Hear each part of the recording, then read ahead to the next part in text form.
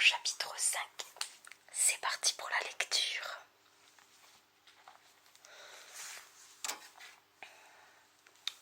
Le coffre de l'Alliance déposé dans le temple. Voir 2 Chroniques, chapitre 5, verset 2 et à chapitre 6, verset 2. 8.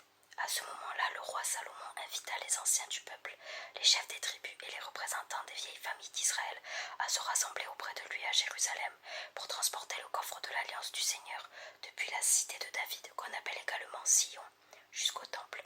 Alors tous les Israélites se rassemblèrent aussi auprès du roi pour la fête du mois d'Étanim, qui est le 7e mois. Les anciens du peuple d'Israël vinrent accompagner les prêtres qui portaient le coffre de l'Alliance. Les prêtres et les Lévites transportèrent ainsi le coffre de l'Alliance au Seigneur, de même que la tente de la rencontre et les objets sacrés qui s'y trouvaient. Le roi Salomon et toute la communauté d'Israël réunis avec lui devant le coffre offrirent en sacrifice un si grand nombre de moutons et de bœufs qu'on ne pouvait pas les compter exactement. Ensuite, les prêtres introduisirent le coffre à la place prévue pour lui dans la salle appelée lieu très saint, sous les ailes des chérubins. En effet, les chérubins avaient les ailes étendues au-dessus de l'endroit prévu pour le coffre, afin d'abriter le coffre et les barres qui servaient à le porter. Ces barres étaient assez longues, on voyait leurs extrémités depuis la grande salle qui précède la salle du coffre, mais non pas depuis l'extérieur. Tout est resté en place jusqu'à ce jour. Le coffre contenait seulement les 2 tablettes de pierre que Moïse y avait déposées. Ce sont les tablettes qu'il avait reçues au mont Horeb lorsque le Seigneur conclut une alliance avec les Israélites après les avoir fait sortir d'Égypte. Quand les prêtres ressortirent du lieu saint, un nuage remplit le temple du Seigneur. Les prêtres ne purent pas reprendre leur service à cause de ce nuage, car c'était la glorieuse présence du Seigneur qui remplissait le temple. Alors Salomon s'écria : « Seigneur, tu avais décidé d'habiter dans un lieu obscur, mais moi, je t'ai construit un temple majestueux où tu pourras habiter pour toujours. » Discours de la consécration du temple, voir 2 Chroniques, chapitre 6, versets 3 à 11. Tous les Israélites étaient rassemblés, debout. Salomon se tourna vers eux et les salua. Puis il dit : « Je remercie le Seigneur, le Dieu d'Israël. Il a lui-même accompli ce qu'il avait promis à mon père David en ces termes. Depuis le jour où j'ai fait sortir d'Égypte Israël, mon peuple, je n'ai jamais choisi une ville particulière parmi toutes les villes d'Israël pour qu'on y construise un temple où je puisse manifester ma présence. Mais je t'ai choisi, toi, David, pour être le chef de mon peuple Israël. Or, poursuivit Salomon, mon père David projetait de construire un temple consacré au Seigneur, Dieu d'Israël. Mais le Seigneur lui a dit : tu as eu l'excellente intention de construire un temple pour moi, seulement ce n'est pas toi qui le feras construire, mais ton fils. Oui, c'est ton propre fils qui fera construire ce temple pour moi. Ainsi, continua Salomon, le Seigneur a tenu sa promesse. J'ai succédé à mon père David en prenant place sur le trône d'Israël, comme le Seigneur l'avait annoncé, et j'ai construit ce temple consacré au Seigneur, le Dieu d'Israël. J'y ai même préparé une place pour le coffre contenant le document de l'alliance que le Seigneur a conclue avec nos ancêtres lorsqu'il les a fait sortir d'Égypte.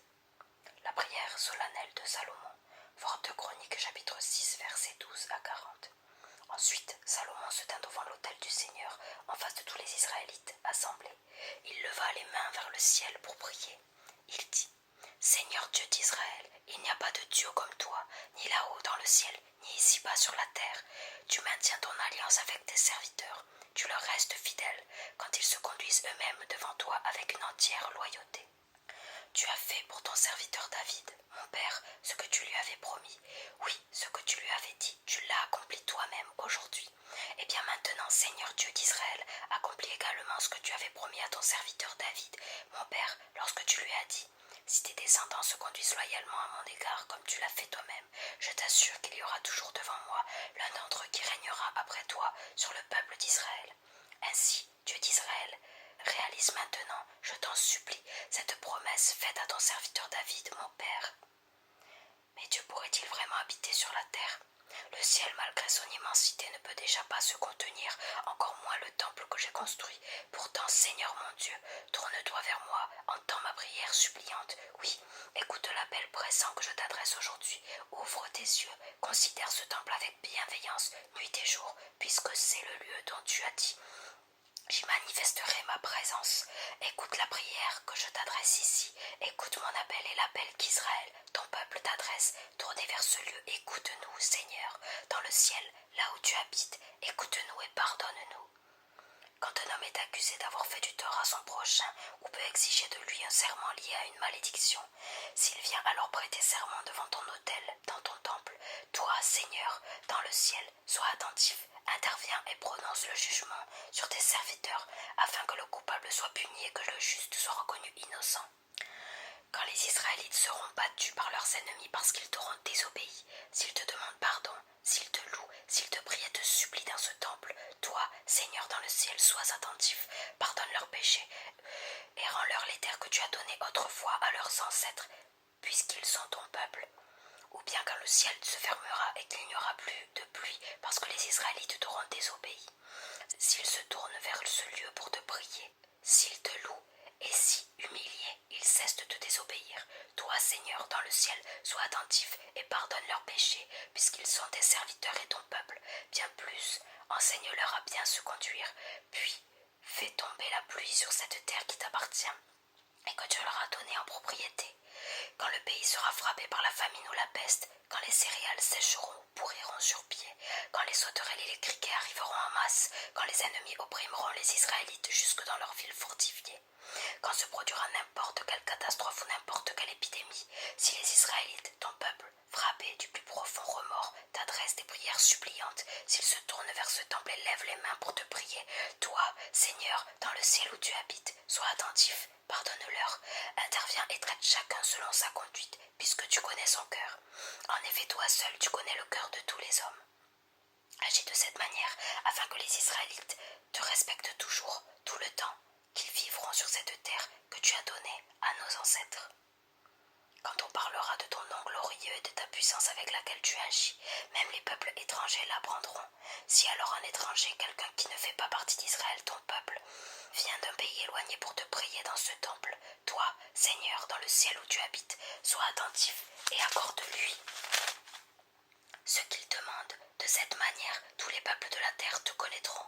Ils apprendront à te respecter comme Israël, ton peuple, te respecte, et ils sauront que ce temple que j'ai construit t'est vraiment consacré. Quand sur ton ordre les Israélites iront combattre leurs ennemis, s'ils se tournent vers cette ville que tu as choisie et vers le temple que j'ai construit pour toi, s'ils te prient, toi, le Seigneur, sois donc attentif dans le ciel, écoute leurs prières suppliantes et viens à leur aide. Quand les Israélites te désobéiront, car il n'y a aucun homme qui ne désobéisse jamais, tu leur montreras peut-être ton irritation en les livrant à leurs ennemis et en permettant à ces derniers de les emmener en captivité dans leur pays proche ou lointain. Si alors dans le pays où ils sont captifs, ils réfléchissent, s'ils recommencent à te supplier en disant « Nous avons désobéi, nous avons péché, nous sommes coupables », s'ils te demandent pardon de tout leur cœur et de toute leur âme, dans la contrée ennemie où ils sont captifs, s'ils se tournent vers le pays que tu as donné à leurs ancêtres, vers cette ville que tu as choisie et vers le temple que j'ai construit pour toi, et s'ils te prient, alors, toi, dans le ciel où tu habites, sois attentif, écoute leurs prières suppliantes et viens à leur aide. Pardonne-leur d'avoir péché contre toi et de t'avoir désobéi, et permets que leurs ennemis les traitent avec pitié. En effet, ils sont ton peuple, ils t'appartiennent depuis que tu les as fait sortir de l'enfer égyptien.